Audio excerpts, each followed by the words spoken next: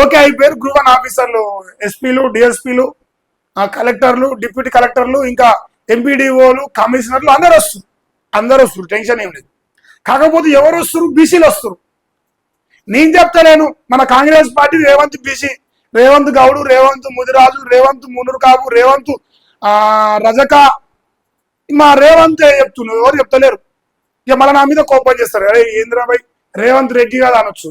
అరే మా అన్న కడుపుల నిండా బీసీలకు ఉత్తున్న హుస్సేదారు జిత్తున బాగేదారు ఏమరా సౌట మల్లిగా అట్లే ఉంటుంది లెక్క.